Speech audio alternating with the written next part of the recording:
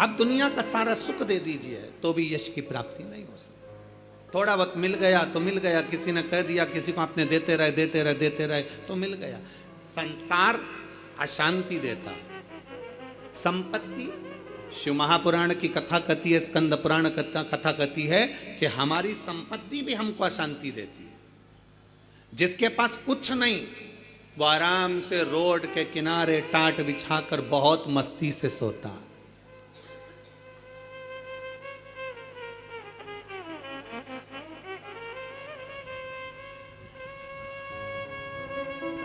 और जिसके पास में बहुत कुछ है, सारी संपदा भरी पड़ी हुई है, सारी दौलत भरी पड़ी हुई है, सुंदर बंगला है, डनलप का गद्दा है, एसी भी लगा है, पलंग भी लगा है, नौकर चाकर सब कुछ लगे हैं, सब कुछ, तो भी उसको नींद नहीं आती है। कितना सुंदर कहा गया शिव महापुराण के अंतर्गत, कितनी सुंदर बात कही गई कि शिव महापुराण की कथा, कई लोग कहते हैं गुरुजी आपकी कथा होती है तो वहां 1 किलोमीटर दूर तो गाड़ी रोक दी जाती है। शिव महापुराण की कथा होती है तो पैदल चलकर बहुत दूर तक जाना पड़ता है, बहुत दूर तक। पर कोई किसी चिकित्सक से पूछे, कोई डॉक्टर से पूछे, कोई आयुर्वेद वाले से पूछे, कोई होम्योपैथिक वाले से पूछे, कोई योग गुरु से पूछे कि शास्त्र क्या कहता है, हमें स्वस्थ रहने का तरीका क्या बताता है, तो कहा सबसे सुंदर तरीका है स्वस्थ रहने का कि जितना पैदल चल सकते हो उतना जिंदगी में सुख प्राप्त कर सकते। अब भगवान भोलेनाथ जी की कथा सुनने के लिए आप लोग आते हैं, शंकर जी की कथा में आप लोग पहुंचते हैं, शिव पुराण में पहुंचते हैं, तो बाबा भोलेनाथ पहले ही तुम्हारे स्वस्थ रहने की व्यवस्था कर देता है। भोले बाबा करता क्या है कि 1 किलोमीटर दूर तो गाड़ी रुकवा देता है।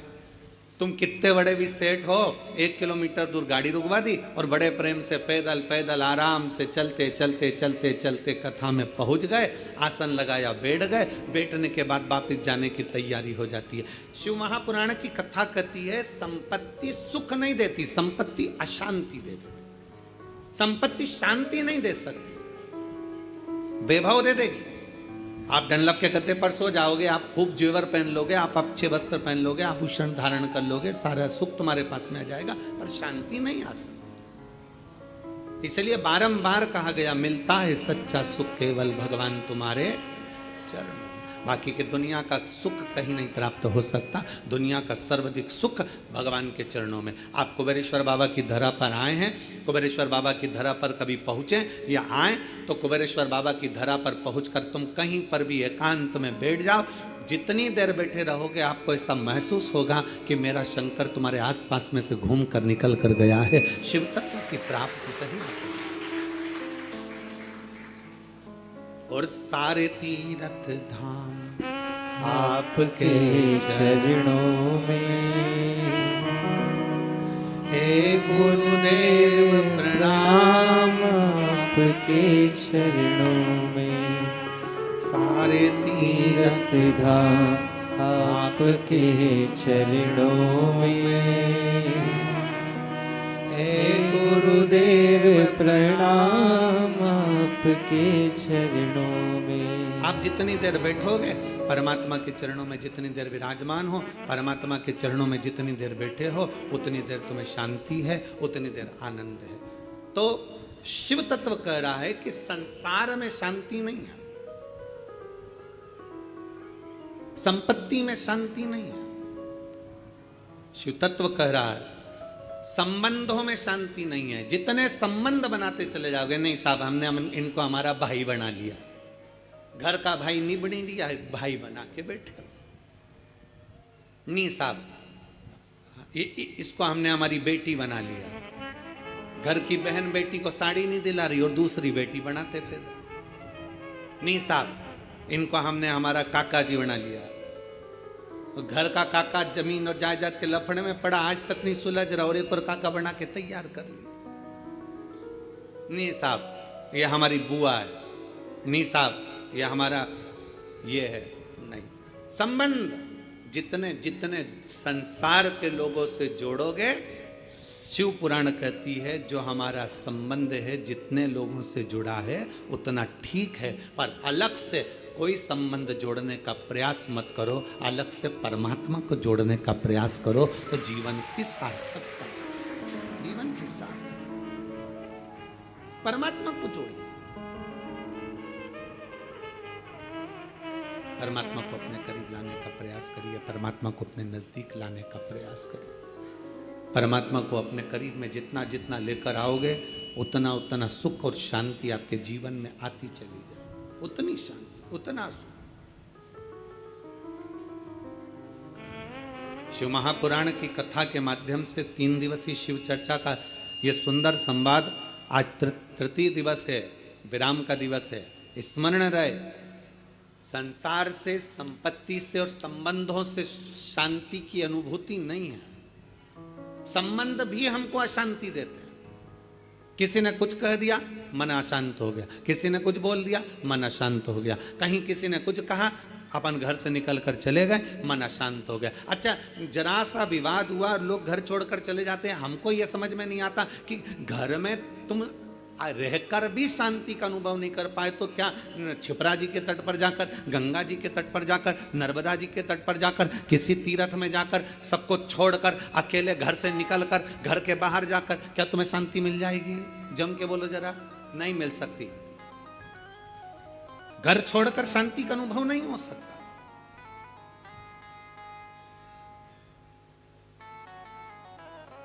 संसार ने अशांति दी, संपत्ति ने अशांति दी, संबंधों ने अशांति दी, फिर अगली अशांति दी स्वास्थ्य ने।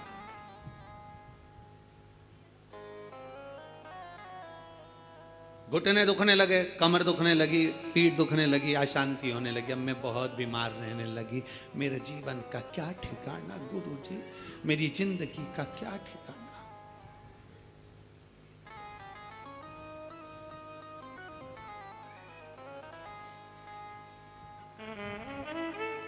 कभी अगर मौका लगे ना, एक बार भविष्य पुराण का अध्ययन करिएगा। गीता प्रेस गोरखपुर की भविष्य पुराण लीजिए और उसका अध्ययन करिए। भविष्य पुराण का जब अध्ययन करेंगे तो उस अध्ययन में आपको निकलेगा कि परमात्मा ने जब हमको जन्म दिया तो जन्म के समय पर हमारी खोपड़िया में एक मैग्नेट लगा दी, एक चुंबक लगाई।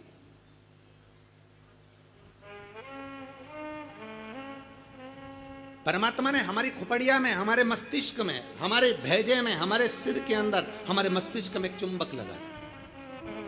कभी अगर भविष्य पुराण पढ़ें तो उसमें अध्ययन करिएगा, हमारे मस्तिष्क में एक चुंबक परमात्मा ने जन्म के समय पर, पैदा होने से पहले, हमें बनाने से पहले, माता के गर्भ में जब हम पड़े हुए थे, हमारा मस्तिष्क बन रहा था तो इसमें एक चुंबक फिट कर दिया। इसलिए मरने के बाद जब अंतिम संस्कार होता है, अंतिम संस्कार में जब मुर्दा आधा जल जाता है तो उसकी खोपड़िया को फोड़कर कपाल क्रिया करी जाती है। आपके इधर करते कि नहीं करते वो हमको नहीं मालूम। हमारे इधर की रीति है, बांस में लोटा बांधकर उसमें घी भरकर उसके घर के बेटों से, उसके पोता पोती से वहाँ पर खड़ा करवा के पोते से खोपड़िया में वो डंडा पड़वा कर वहीं घी उंडेलवा कर डंडे को फेंक दिया जाता, उस बांस को फेंक दिया जाता। देखा है आप लोगों ने इसको?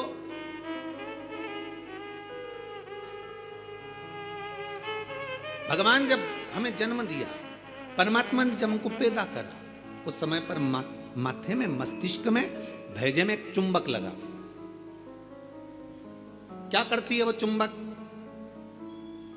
चुंबक का कार्य क्या है? चुंबक का कार्य है, अगर आपने पैसा पैसा पैसा पैसा सोचा विचारा, दिन रात पैसे पैसे में लिप्त रहे, तो व्यक्ति वो मस्तिष्क में जो चुंबक लगी है वो पैसे को अपनी ओर खींचती है। मतलब मनुष्य पैसे को आसक्ति के रूप में अपनाना प्रारंभ कर दे। अब चुंबक का दूसरा कार्य क्या है? अगर किसी बुरे व्यक्ति में बुराइयां देखोगे तो वो बुरे व्यक्ति की बुराई तुम खींचते चले जाओगे। वो तो ऐसी, वो तो वैसा, वो तो वैसा, हर व्यक्ति में बुराई, क्योंकि तुम्हारे भीतर में जो भेजे में चुंबक भरी है वो बुराइयां ही खींचेगी। और अगर तुमने किसी व्यक्ति में अच्छाई देखना प्रारंभ कर दी तो तुम्हारे मस्तिष्क में जो चुंबक लगी है वो दिन रात हर व्यक्ति में अच्छाई को ढूंढना प्रारंभ कर देगी, अच्छाई खींचना प्रारंभ। एक चुंबक लगी। अब ये बात तो अपने तक हो गई, अब मेन बात पर जाओ, मुख्य बात पर। मस्तिष्क में चुंबक लगाकर परमात्मा ने हमको पैदा करा है, एक आकर्षण देकर हमें पैदा करा है, एक चुंबक लगाकर हमें पैदा करा है। चुंबक जब पैसे को खींचती है तो पैसा ही पैसा सोचने में आता है, बुराई खींचती है तो बुराई बुराई हमारे अंदर आती चली जाती है, किसी का क्रोध खींचती है तो क्रोध हमारे अंदर आता चले जाता है। उसी तरह अच्छाई किसी की खींचती है तो हमारे अंदर अच्छाई आती चली जाती है। उसी तरह चुंबक बीमारी को भी खींचती है। हम जब एक बीमारी के बारे में सोचते जाते हैं, मेरे पाँव, मैंने सुना है किसी को पेट में बच्चादानी में गांठ पड़ गई तो मालूम पड़ा कि उसको कैंसर हो गया। मैंने सुना है किसी के घुटने में अगर प्रॉब्लम हो गई तो उसका घुटना बदलाना पड़ा, मालूम पड़ा उसमें ग्रीस कम हो गया। मैंने सुना है कि किसी के हृदय में छेद हो गया, किसी के हृदय में कुछ हो गया, किसी के चेस्ट में गठान पड़ गई तो कैंसर बता दिया गया। ये हम जरा सा हमारे शरीर में दर्द हुआ और हमने वो सोचना प्रारंभ कर दिया। क्या सोचा हमने कि उसको कैंसर हो गया था, उसकी किडनी खराब हो गई थी, उसका लीवर खराब हो गया था, उसके साथ में ये हो गया था, उसके घुटने बदलवाए, उसको गुजरात ले गए, उसको राजस्थान ले गए, उसको वहां ले गए और उसका शरीर में ये करवाया। आंख में प्रॉब्लम हुई तो आंख के बारे में सोचते रहे सोचते रहे सोचते रहे। अर्थात हमने इतनी बीमारी का सोच लिया, इतनी बीमारी का सोच लिया, बीमारी वो थी नहीं, पर हमने सोच सोच के चुंबक जैसे उसको खींच कर अपने अंदर वो बीमारी को इकट्ठा कर लिया। आखिरी में वो बीमारी हो गई। ये हमारे भीतर की चुंबक है जो हमें खींच रही है। छोटी मोटी गठान हो जाए ना, कभी मत सोचना आओ ऐसी तो होती रहती है। दवाई खाऊंगी, शंकर पे चढ़ा हुआ जल पीऊंगी, डॉक्टर को दिखाऊंगी, सारी जांचें कराऊंगी, जो डॉक्टर बोलेगा सारी जांच कराऊंगी। और मेरा विश्वास कहता है डॉक्टर के अनुसार चलकर, क्योंकि डॉक्टर भी शिव का एक रूप है, उसके अनुकूल चलकर मैं ये दवाई ले लेकर कुंदकेश्वर महादेव का नाम लेकर मेरी सारी गठान गल जाएगी। जब तुमने सोच लिया गल जाएगी गल जाएगी गल जाएगी, मतलब गल जाएगी। तुमने सोच लिया कि नहीं, वो डॉक्टर तो बोल दिया है कि इसकी ऑपरेशन कराकर निकलवाकर जांच करने जाएगी और मुंबई भेजी जाएगी। आदि तो टेंशन में मर गई, कहीं कैंसर कैंसर कैंसर, सोच सोच सोच सोच, आखिरी में सोच वही। एक पत्र है, हम चाहते नहीं थे कि ये, हमारा मन नहीं था कि 3 दिन की कथा में पत्र पढ़े, पर आया है।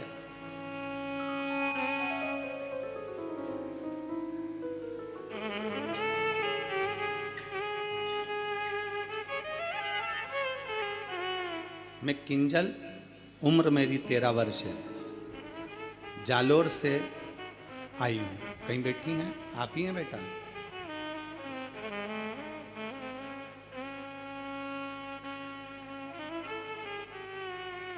मम्मी आई है साथ में? आप ही हैं? घूम के उधर से आ जाओ, उधर से घूम के इधर। मैं किंजल, उम्र मेरी 13 वर्ष है, जालोर से हूँ गुरुजी। बाबा सबका जीवन बदल देते हैं, लेकिन मेरी मम्मी को तो नया जीवन दे दिया मेरे बाबा ने। मेरी मम्मी को 4th स्टेज का कैंसर था। डॉक्टर ने बोला था घर ले जाओ और सेवा करो। पत्र को आप लोग आस्था चैनल पर पढ़ सकते हैं। घर ले जाओ और सेवा करो। मेरे पापा महादेव को रोज जल चढ़ाते थे, लेकिन मेरी मम्मी को उन पर विश्वास नहीं था। लेकिन बाबा की ऐसी कृपा हुई कि 4th स्टेज का कैंसर भी बाबा ने केवल जल का आचमन करने से और रुद्राक्ष का जल पीने से ठीक कर दिया। 4th स्टेज का कैंसर भी बाबा ठीक कर दिया।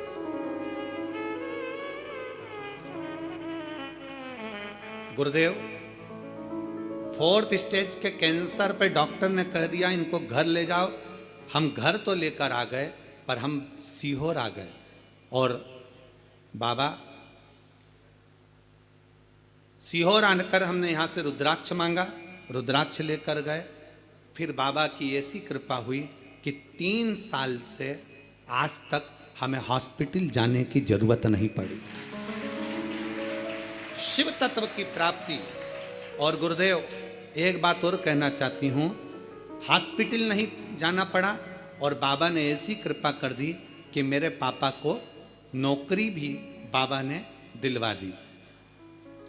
बाबा, हम प्रत्येक मंदिर में जाकर बाबा को नमन करते हैं, जल चढ़ाते हैं।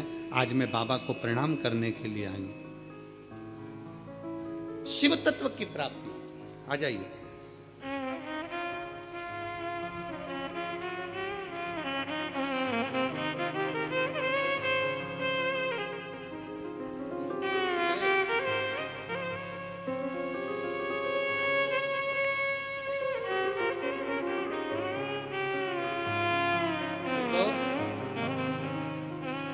आप ही को हो गया। अब ठीक है ना?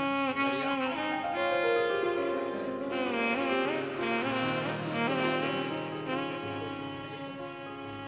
खुश हो जा बिल्कुल। ठीक है ना?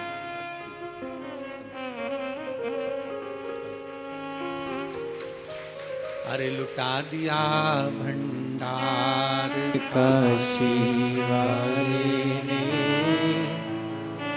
कर दिया माला माल, काशी वाले ने लुटा दिया भंडार। कल जैसा साउंड कर दो, अच्छा था। परसों भी साउंड अच्छा था।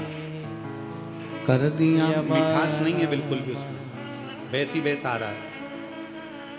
अरे लुटा दिया भंडार काशी वाले ने कर दिया माला माल, काशी वाले ने लुटा दिया, लुटा दिया, लुटा दिया, लुटा दिया, लुटा दिया भंडार काशी वाले ने कर दिया माला माल, काशी वाले ने। भेजे में परमात्मा ने इस मस्तिष्क के अंदर एक चुंबक लगाकर भेजी है। अच्छा सोच रहे हो, अच्छा होगा। बुरा सोच रहे हो, बुरा होगा। किसका बुरा होगा?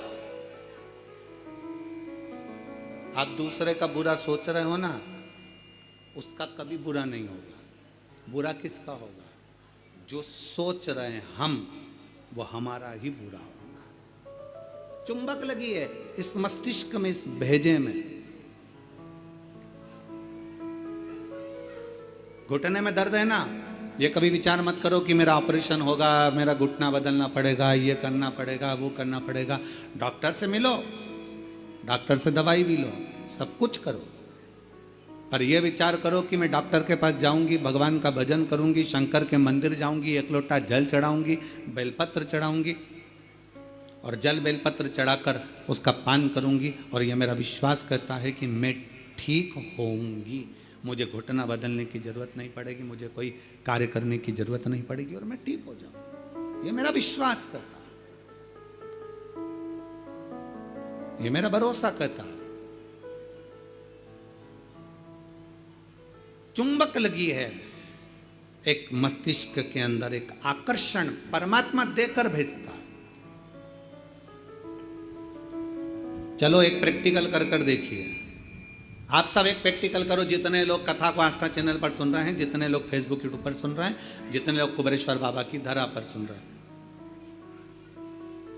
दीपावली के बाद, दीपावली के पहले या कल परसों से एक विचार करना कि मुझको ये खाना है या मुझको ये लाना है, या मेरी पास में धन नहीं तो धन की व्यवस्था, मुझे 5,000 2,000 3,000 15,000 की जरूरत है और वो मुझे चाहिए।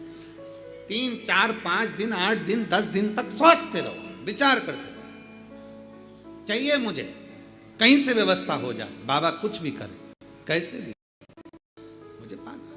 भोजन के लिए विचार करो कभी कि मुझे भोजन लग चाहिए, मुझे आज ये खाना है, मुझे 5 दिन बाद 10 दिन बाद मेरा मन है कि मुझे ये प्राप्त करना है। धीरे धीरे धीरे धीरे वो चीज आपके पास आती चली जाए, अपने पास आ। अच्छा सोचिए, अच्छा विचारिए। जब अच्छा सोचेंगे, अच्छा विचारेंगे, अच्छा सोचेंगे, अच्छा विचारेंगे, अच्छा कर्म करेंगे तो निश्चित है कि अच्छा हमें मिलेगा। हम हमेशा जरा सी बीमारी आई, जरा सा रोग आया, जरा सी तकलीफ आई, जरा सा कष्ट आया, जरा सी तकलीफ में हम विचार करने लगते हैं कि मुझे ये तकलीफ हो रही। तो शिव महापुराण की कथा कहती है, शिव तत्व कथा है, 3 दिन की शिव चर्चा कुबेरेश्वर बाबा की पवित्र कंकर शंकर की धरा पर जो हो रही है, उसमें आज विराम दिवस की कथा कहती है। अशांति हमको संसार भी देता है, अशांति हमको संपत्ति भी देती है, अशांति हमको संबंध भी देते हैं, और अशांति हमको स्वास्थ्य भी देता है। हम सोचने में पड़ जाते हैं, मुझे ये प्रॉब्लम हो गई, मुझे ये तकलीफ हो गई, मुझे ये कष्ट हो गया, मुझे ये तकलीफ होती चली जा रही। हमारे भीतर से अशांत होते चले,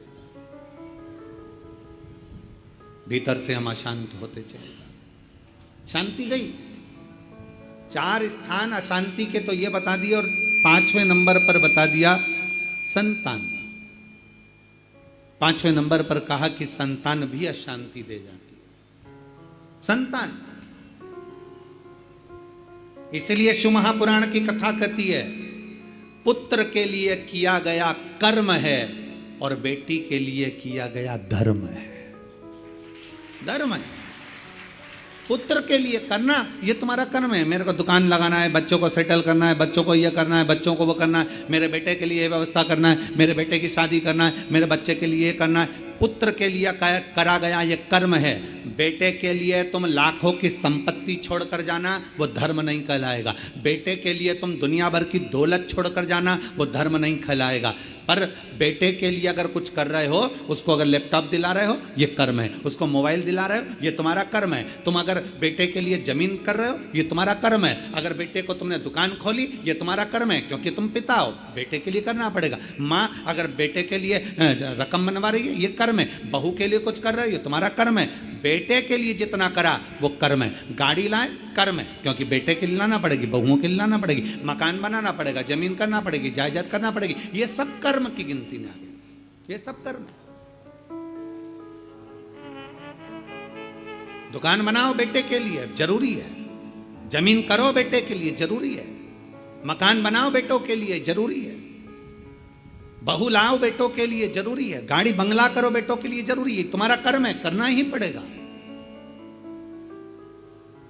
पर बेटी अगर घर में आई और बेटी का अगर तुम लालन पालन कर रहे हो, बेटी को पढ़ा रहे हो, लिखा रहे हो, शादी कर रहे हो, विवाह कर रहे हो, उसको पढ़ा रहे हो, तो ये तुम्हारा कर्म नहीं है, ये तुम्हारा, जम के बोलो जरा, धर्म।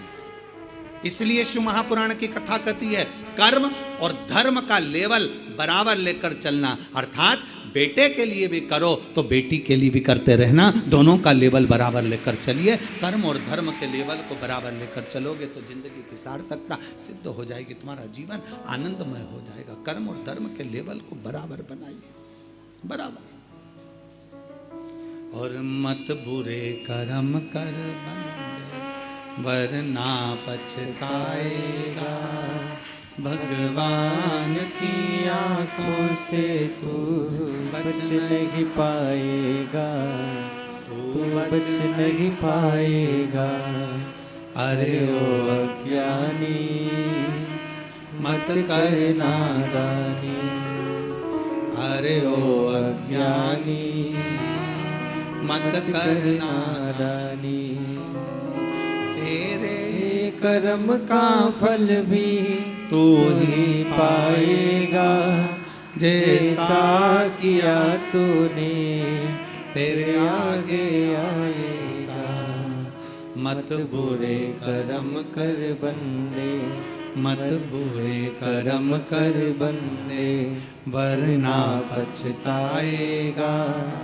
भगवान की आंखों से तू बच नहीं पाएगा, तू बच नहीं पाएगा। अपने कर्म का लेवल और अपने धर्म का लेवल दोनों को बराबर कर कर चलिए। कर्म को और धर्म को बराबर बना कर चलिए। कर्म और धर्म दोनों बराबर।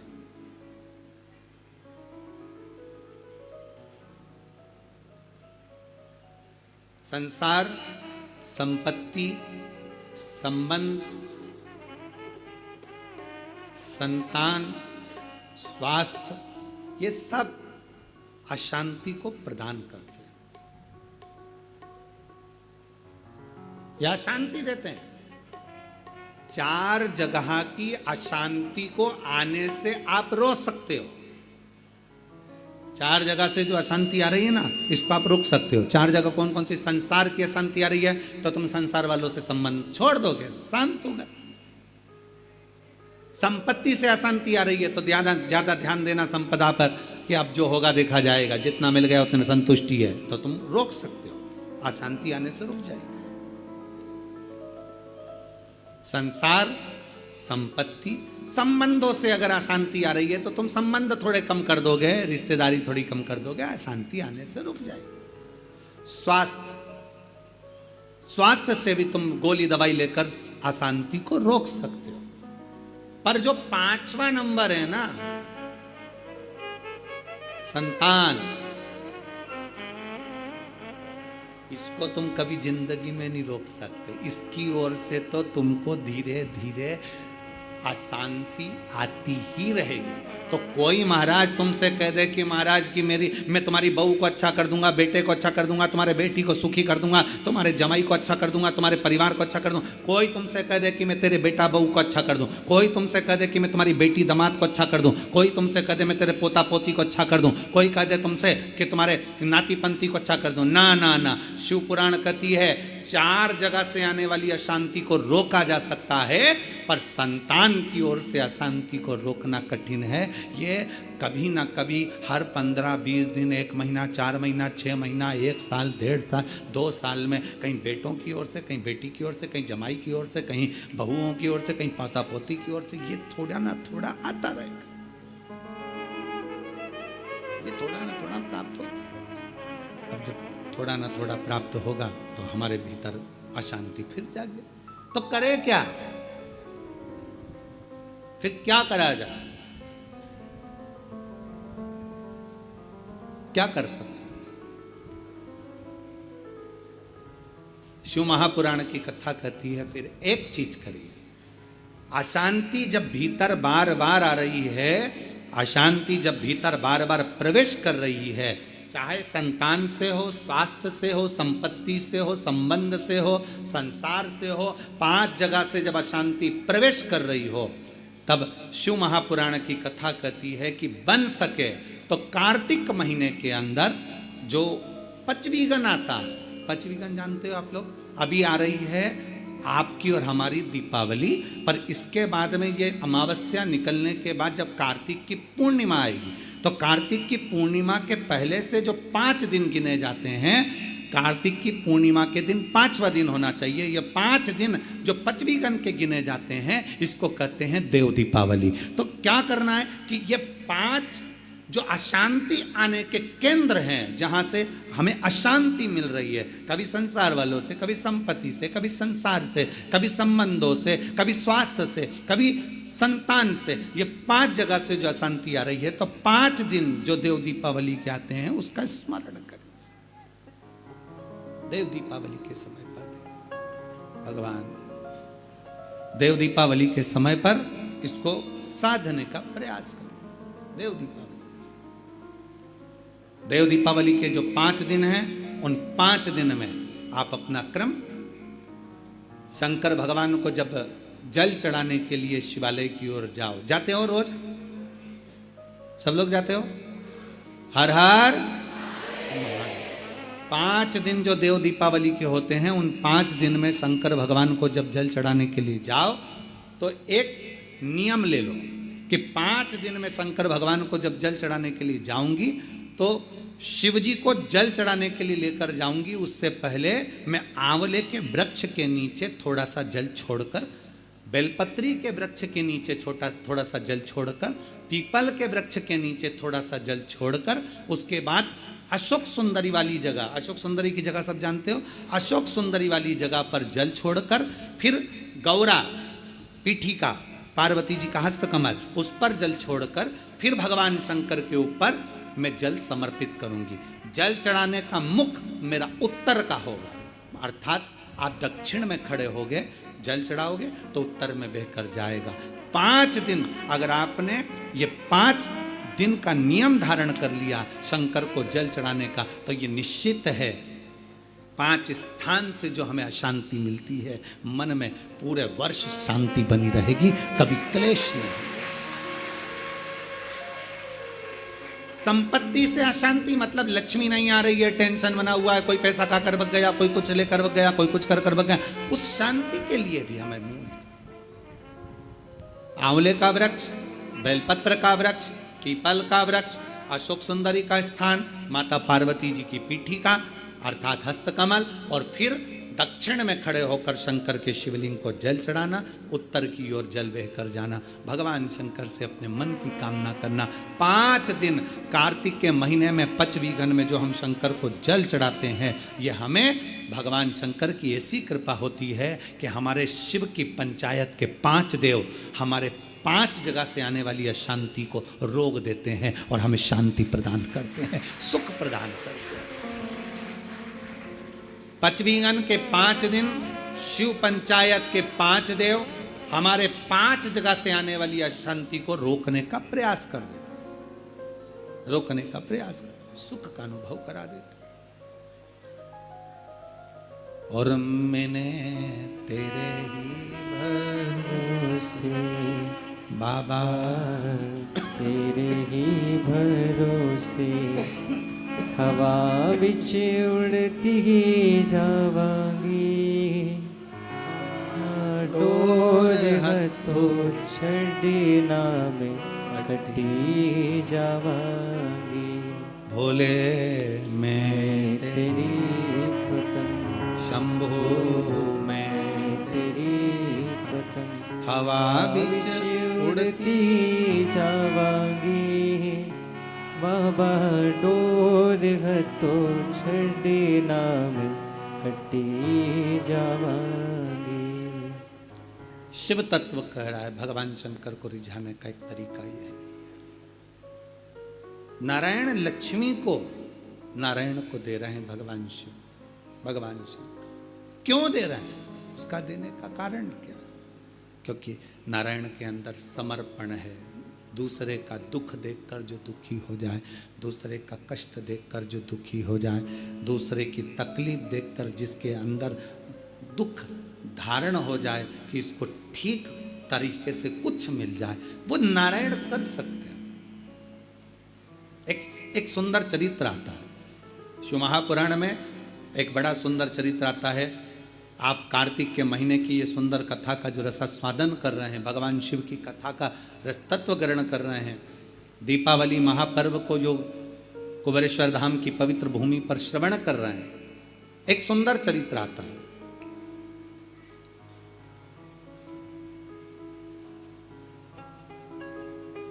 कांचीपुरम में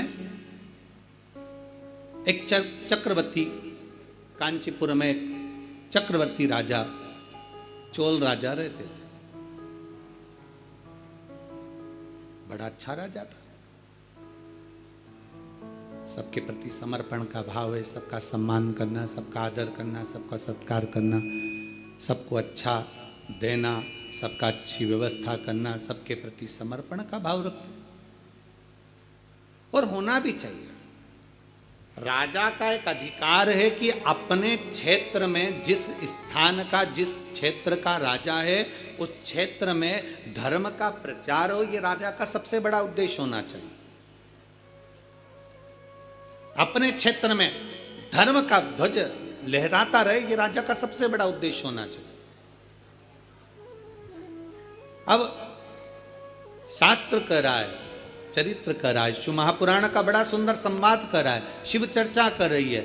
एक सुंदर आनंद से कांचीपुर में चोल राजा रहते थे और चक्रवर्ती चोल राजा वहां निवास करते थे, जो आज भी चोल राज्य के नाम से प्रसिद्ध है।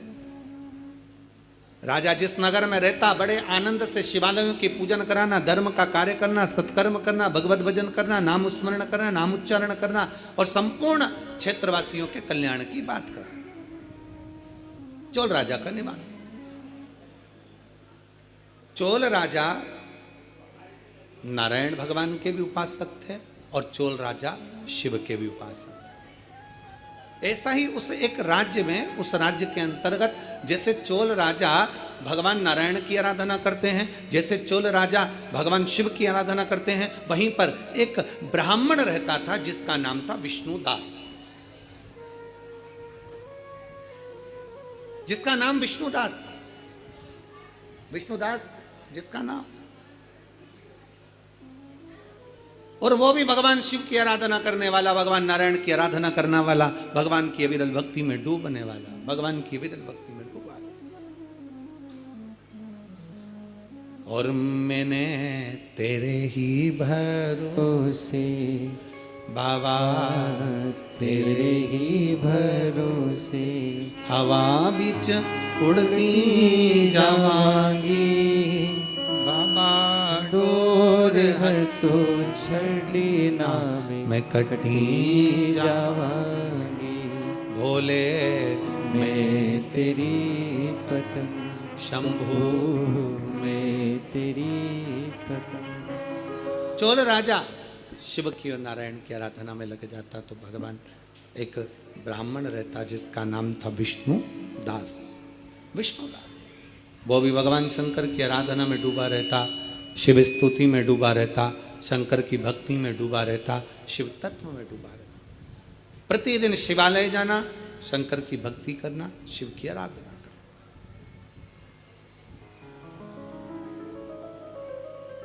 भगवान शंकर की अविरल भक्ति में डूब जाना और दिन प्रति भगवान शिव के नाम का स्मरण करना। श्री शिवाय नमस्तुभ्यं, श्री शिवाय नमस्तुभ्यं, श्री शिवाय नमस्तुभ्यं, श्री शिवाय नमस्तुभ्यं, श्री शिवाय नमस्तुभ्यं, श्री शिवाय नमस्तुभ्यं, श्री शिवाय नमस्तुभ्यं, श्री शिवाय नमस्तुभ्यं, श्री शिवाय नमस्तुभ्यं, श्री शिवाय नमस्तुभ्यं, श्री शिवाय नमस्तुभ्यं, श्री शिवाय नमस्तुभ्यं। विष्णुदास शिव की आराधना में डूबा रहता, शंकर की भक्ति में डूबा रहता। एक बार चोल राजा भगवान शंकर के मंदिर में आए और शिवजी के मंदिर में आकर, नारायण के मंदिर में आकर उन्होंने ढेर सारे हीरे जवाहरात मोती माणिक सब चढ़ा, सब कुछ समर्पित कर दिया। माता लक्ष्मी का पूजन करते हो दीपावली पर, ऐसा कोई घर नहीं, सनातन धर्म में ऐसा कोई घर नहीं जहां माता लक्ष्मी का पूजन नहीं होता दीपावली पर। 31 अक्टूबर को जब आप माँ लक्ष्मी का पूजन करोगे, माता लक्ष्मी की जब पूजन करो, जैसी आपके यहाँ पूजन होती है, जैसे आपके पूर्वज करते आए, जैसे आपके घर के ब्राह्मण देवता, जैसे आपके नगर के ब्राह्मण देवता जिस भाव से पूजन कराते हो, ब्राह्मण पूजन कराने आते हो तो ठीक, ना आते हो तो आपके घर में आप स्वयं जैसे माता लक्ष्मी का पूजन करते हो वैसे करो। पर 2 दिन जो आपने धनतेरस पर जो सिक्का रखा है थाली में, वैसा की वैसा ही सिक्का आपने रूप 14 के दिन थाली में रखा है, वही की वही थाली दीपावली के दिन भी पूजन में, जैसी आप पूजन जमाते हो वैसे की वैसे ही जमाओ, जैसे करते हो वैसे की वैसे ही करो। पर साथ में वो पूजन की थाली एक पाटे पर लाल वस्त्र बिछाकर, चौक पूर कर, बड़े प्रेम से अन्न का दाना रखकर वो थाली वापिस रखिए। और दीपावली के दिन भी वैसी की वैसे ही पूजन करना है।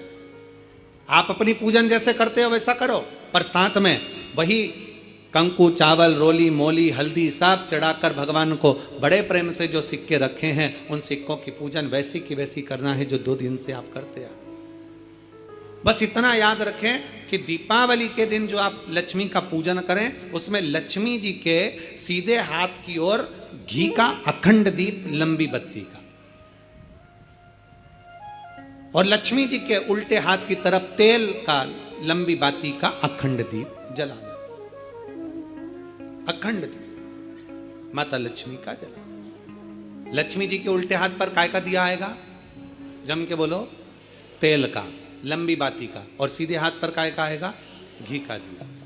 दोनों दीप अखंड जलाना है, जो रात्रि को जलें सुबह तक वो जलते रहें, ऐसा दीप पर ध्यान देना है। और माता लक्ष्मी की पूजन कर कर जो सिक्के आपने रखे हैं उस पर 5 या 7 कमलगट्टे, हल्दी की गठान, अमरबेल के टुकड़े। पर इस पूजन में आपको हरी मूंग, खड़ी जो मूंग आती है हरी, उसको भी थोड़ा सा समर्पित करना है, और खड़ा धना और गुड़ की थोड़ी सी डली ये भी समर्पित करना। जो कमल का पुष्प हो, जो पुष्प आपके पास में हो लाल कलर का, वो माता लक्ष्मी को समर्पित करना है। चावल सफेद नहीं, पीले कलर कर भगवान माता लक्ष्मी को समर्पित करना है। हल्दी और कुंकु माता लक्ष्मी को समर्पित करना है, और माँ को भोग लगाकर बड़े प्रेम से माता की आरती कर कर, झोली पसार कर प्रणाम करना है। प्रणाम कर कर जब आप पूजन पूर्ण हो जाए, बड़े प्रेम से आनंद से आप लोग भोजन आदि सब करने के बाद में रात्रि का जो समय रहे, दीपावली की रात्रि का 11 बजे के बाद 11:30 से लेकर 12:30 के बीच में प्रयास करना कि किसी भी एक वृक्ष के नीचे, या तो पीपल या बेलपत्र या आंवला, किसी भी एक वृक्ष के नीचे रात्रि के समय पर जाकर एक दीप अवश्य लगाना घी का, और वापिस लौट कर आकर प्रयास करना कि कोई एक सिक्का, कोई भी 1 रुपया 2 रुपया, कोई भी घर में चारों तरफ घुमाने के बाद वो सिक्का अपनी अलमारी में, तिजोरी में या दुकान में जिसमें आप रख सकते हो उसको रखना। फिर अगले वर्ष आपसे बात करेंगे कि वो तिजोरी खाली तो नहीं हुई, बाबा ने भंडार भर कर रखा कि नहीं, उसने भरा कि ना भरा। प्रयास करें।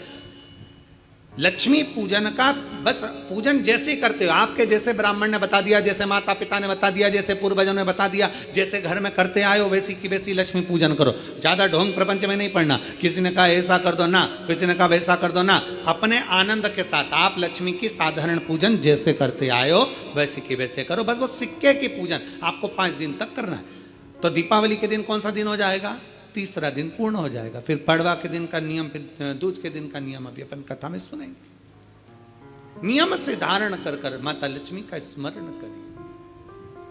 और धीमा बजाओ भोलानाथ डमरू, धीमा बजाओ, धीमा बजाओ भोलानाथ डमरू, धीमा बजाओ, ओ धीमा बजाओ भोलानाथ डमरू, धीमा बजाओ,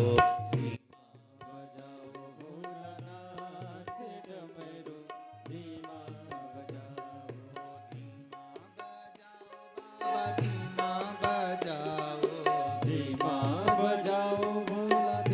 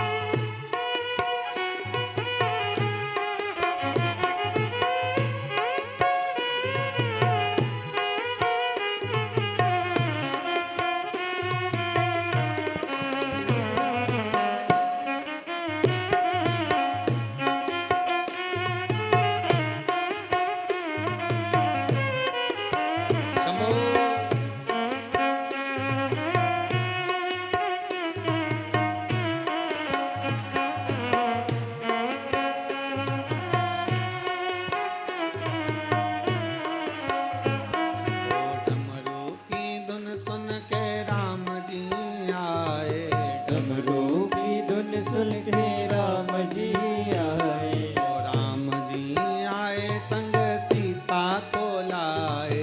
राम जी आए संग सीता को लाए। डमरू की धुन सुन के राम जी आए। डमरू की धुन सुन के राम जी आए। ओ राम जी आए संग सीता को लाए। राम जी आए संग सीता को लाए। ओ धीमा बजाओ भोलानाथ डमरू धीमा बजाओ धीमा धीमा बजाओ भोलानाथ डमरू धीमा बजाओ। ओ धीमा बजाओ भोलानाथ डमरू धीमा बजाओ। धीमा बजाओ भोलानाथ डमरू धीमा बजाओ। शंभो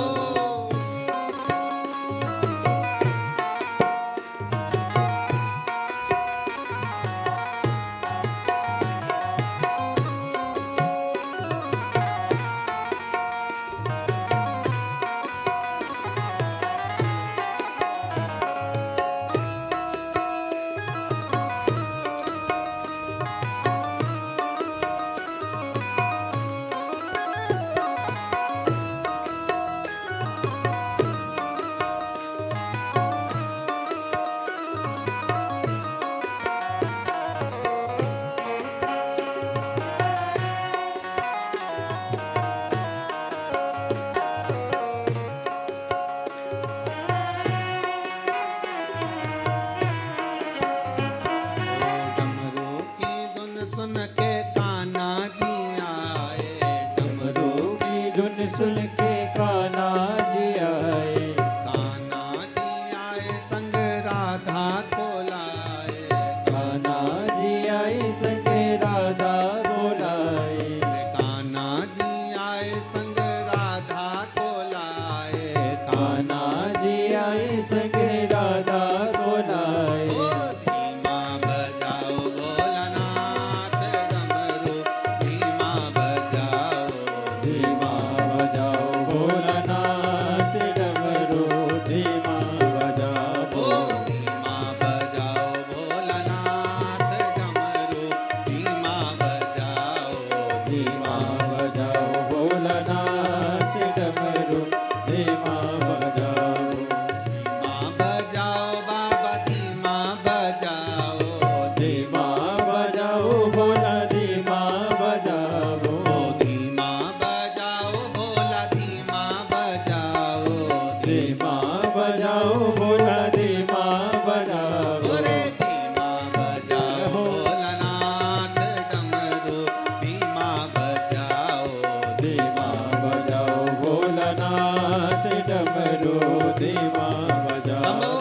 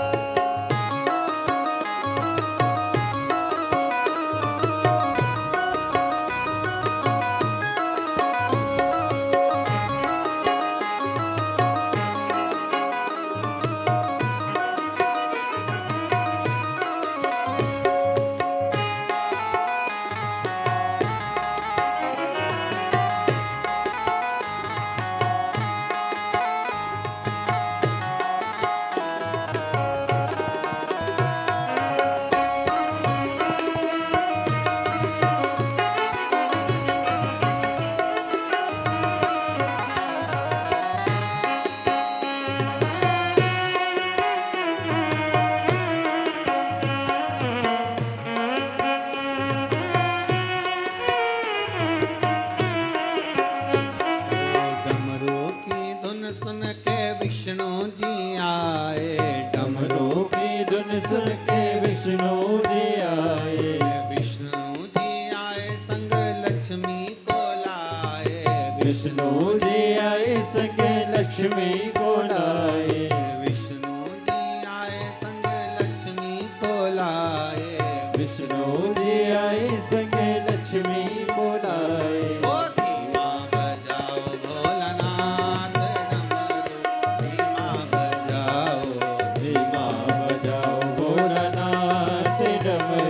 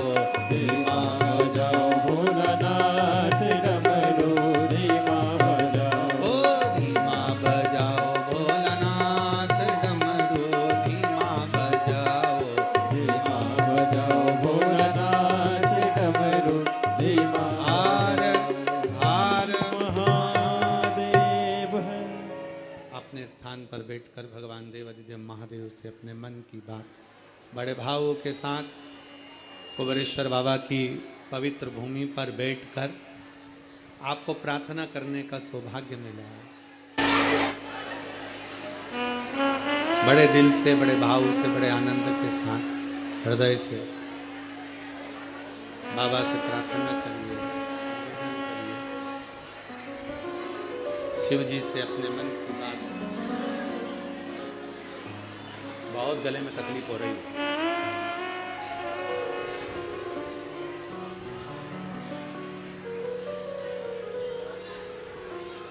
भगवान देवाधिदेव महादेव से अपने मन की बात बड़े भावों के साथ हृदय से, दिल से बाबा से प्रार्थना करिए।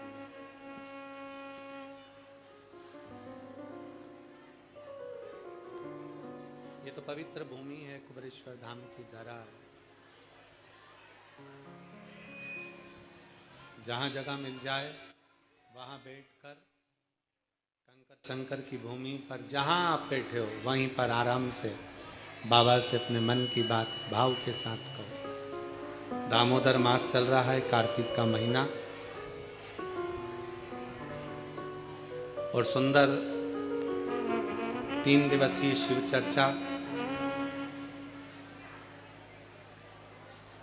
कुबेरेश्वर बाबा की पवित्र भूमि पर बैठकर आपको ये कहने का मौका मिल रहा है, अपने हृदय की बात बाबा को सुनाने का मौका मिल रहा है। दिल से कहिए, बाबा से प्रार्थना करिए।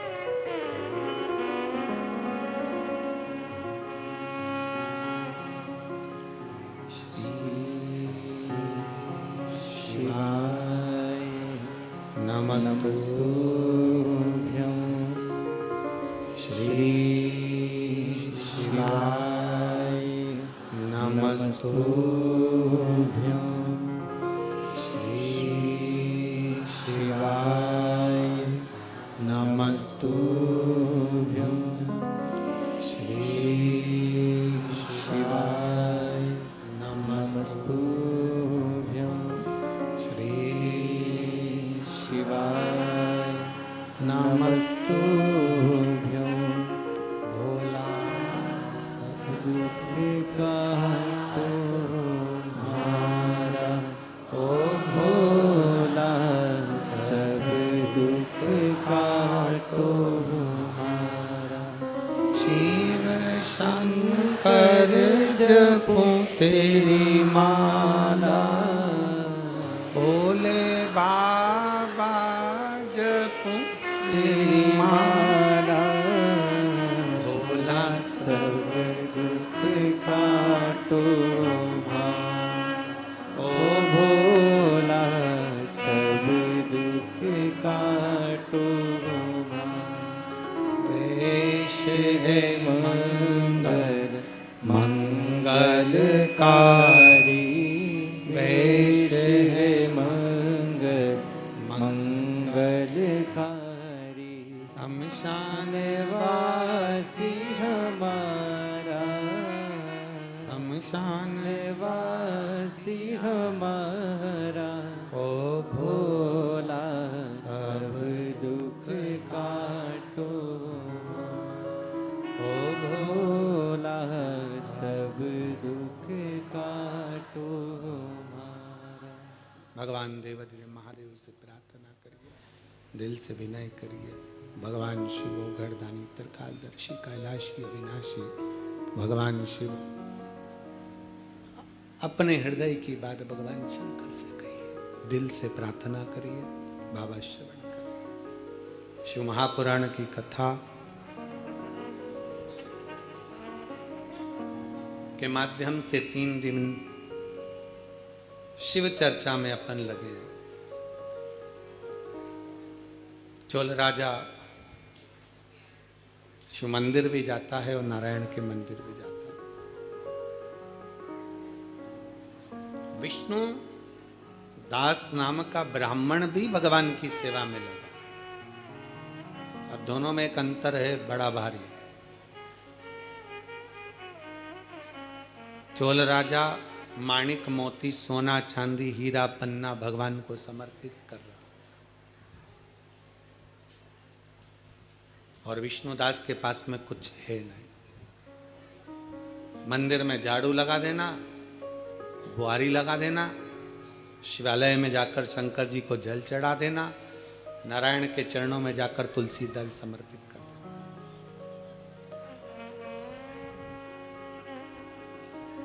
भगवान नारायण के मंदिर में जाकर तुलसी का दल दे दे, जल समर्पित।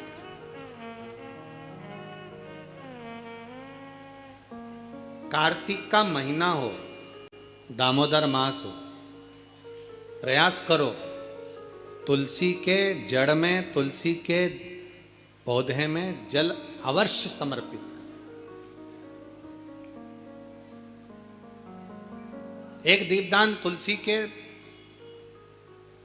पौधे से थोड़ा सा दूर अवश्य करना चाहिए। कई लोगों की आदत रहती है तुलसी के गमले में ही दिया रख देते हैं और तुलसा महारानी पूरी कुमला जाती है। अब तुम्हारी सास बेटी हो कुर्सी पर, उसकी साड़ी के पास में दिया धर दो, अच्छा लगेगा? बोलो, जम के बोलो जरा। नहीं लगेगा। क्या कहेगी वो? मुझे जलाएगी क्या? मुझ में आग लगाएगी क्या? थोड़ा दूरी रखिए।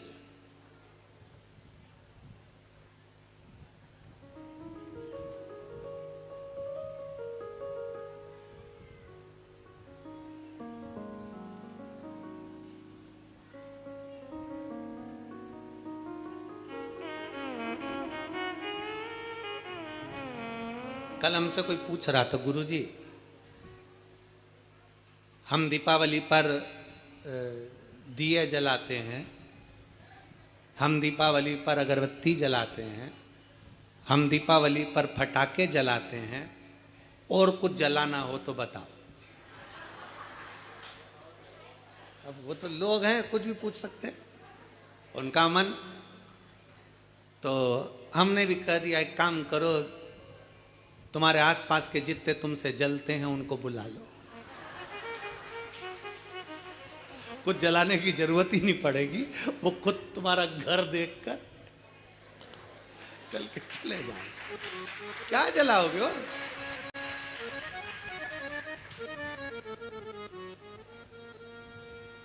शिव महापुराण की कथा कहती है दूसरे का वैभव देखकर कभी मत जलो, बल्कि भगवान से प्रार्थना करो, बाबा ऐसी कृपा करना मेरे कुबेर भंडारी कि तू हमारे नगर, शहर, गांव, देश, प्रदेश और हमारा पूरा भारत देश उन्नति में आगे बढ़ता चले जाए, ऐसी कृपा करो। बाबा से प्रार्थना करो। ये भीतर की प्रार्थना है, अपने भीतर की प्रार्थना।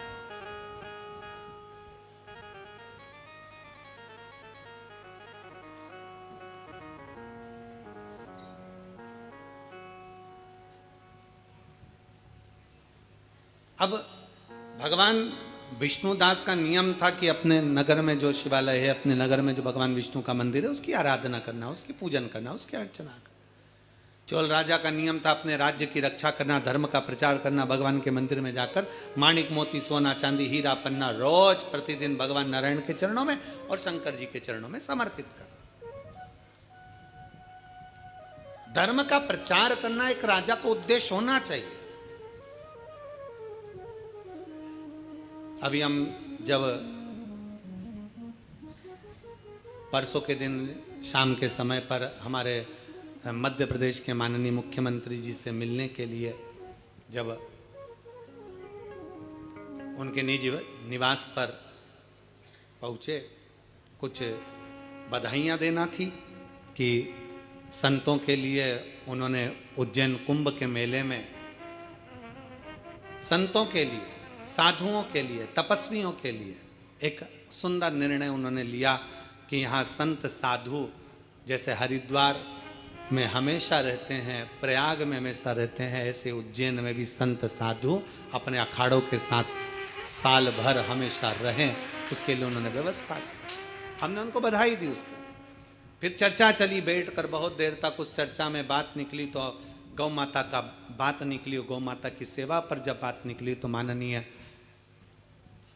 मध्य प्रदेश शासन के मुख्यमंत्री डॉक्टर मोहन यादव जी को हम उसके लिए धन्यवाद देंगे कि उन्होंने एक बड़ी सुंदर बात कही कि हमने पूछा गौ माता, तो कहे गुरुजी अब की बार ऐसा क्रम चालू करा है कि जितनी सरकारी गौशालाएं हैं, जिन गौशालाओं में सरकार के द्वारा कुछ राशि भी अगर पहुंचती है, ऐसी पवित्र जितनी गौशाला है मध्य प्रदेश की, सारी गौशाला में गोवर्धन पूजन वाले दिन गोवर्धन नाथ जी की पूजन और गाय की पूजन प्रत्येक गौशाला में की जाएगी। उसके लिए माननीय मुख्यमंत्री जी को धन्यवाद बहुत बहुत, जो सनातन धर्म की ध्वजा को आप आगे बढ़ा रहे हो।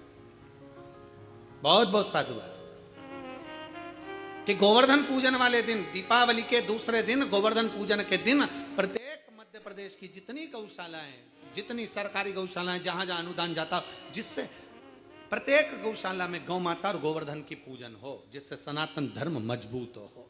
उसके लिए माननीय मुख्यमंत्री जी को बहुत बहुत साधुवाद। एक बार जोरदार ताली बजाकर उनके लिए धन्यवाद, बहुत साधुवाद। धर्म की ध्वजता स्थापित होना चाहिए। चोल राजा ने अपने राज्य में संपूर्ण सुख का अनुभव करा दिया, संपूर्ण सुख, संपूर्ण सुख।